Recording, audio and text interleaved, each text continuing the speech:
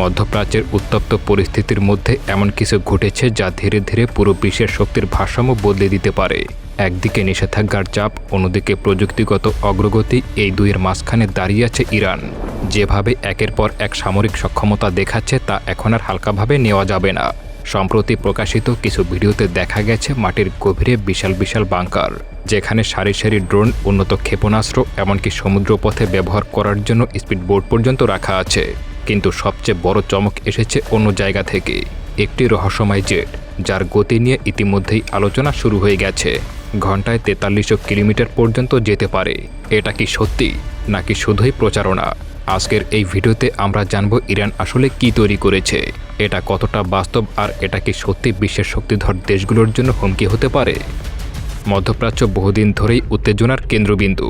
বিশেষ করে ইসরায়েল এবং ইরানের মধ্যে চলমান দ্বন্দ্ব নতুন কিছু নয়, কিন্তু সম্প্রতির সময় এই উত্তেজনা আরও বেড়েছে। কারণ শুধু রাজনৈতিক দ্বন্দ্ব নয়, এখন এর সঙ্গে যুক্ত হয়েছে অত্যাধুনিক সামরিক প্রযুক্তি।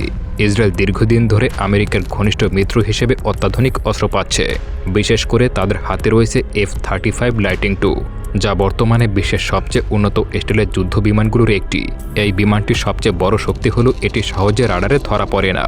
এর ডিজাইন এমনভাবে করা হয়েছে যাতে শত্রুপক্ষের নজরদারির ব্যবস্থা একে শনাক্ত করতে না পারে।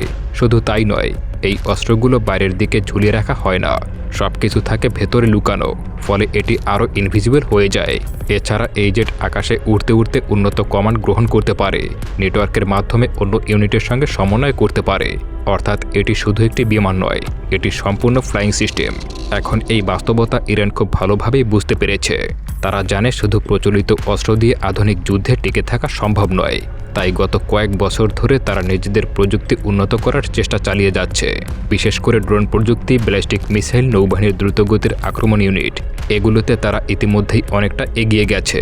কিন্তু এবার তারা আরও বড় কিছু দেখাতে চাচ্ছে, একটি নতুন জেট প্রযুক্তি। বিভিন্ন সূত্র অনুযায়ী ইরান তাদের দক্ষিণাঞ্চলের মরুভূমিতে একটি পরীক্ষামূলক উড্ডয়ন পরিচালনা করেছে। এই পরীক্ষায় একটি নতুন ধরনের জেট ব্যবহার করা হয়, যার সম্পর্কে বিস্তারিত তথ্য এখনও প্রকাশ করা হয়নি। তবে কিছু তথ্য ফাঁস হয়েছে।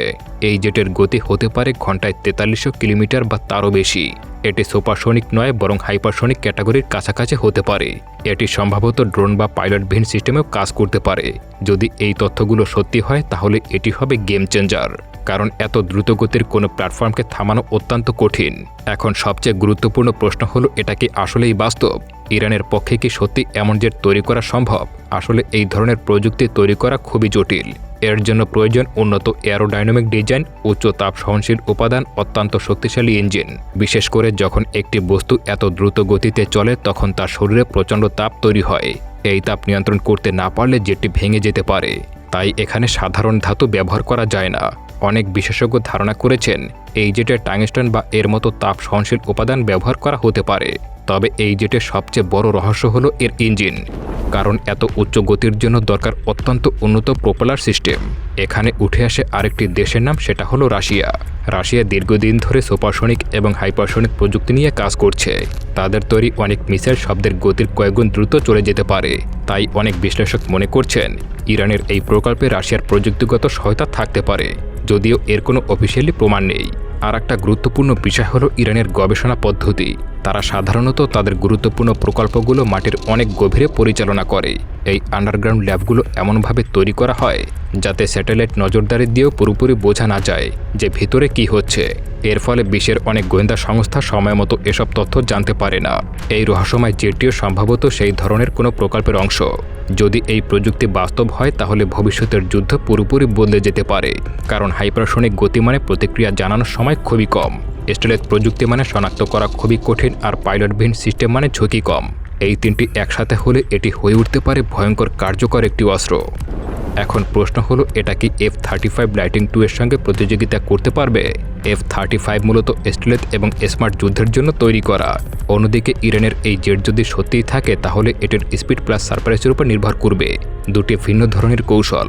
কে এগিয়ে থাকবে তা নির্ভর করবে বাস্তব পরিস্থিতির উপরে। সবশেষে বলা যায়, ইরান এখন এমন অবস্থানে দাঁড়িয়ে আছে যেখানে তাকে আর অবহেলা করার কোনো সুযোগ নেই।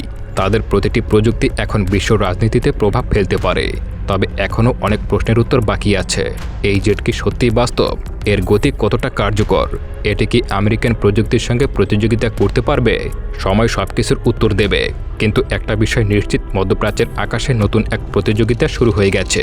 তো বন্ধুরা, আপনাদের কি মনে হয়, ইরানের কাছে এই ধরনের কি কোনো অস্ত্র রয়েছে? আপনার ধারণা কমেন্ট করে জানাতে পারেন। আর এই ধরনের ভিডিও পেতে চ্যানেলটি অবশ্যই সাবস্ক্রাইব করে আমার সঙ্গেই থাকুন। ধন্যবাদ।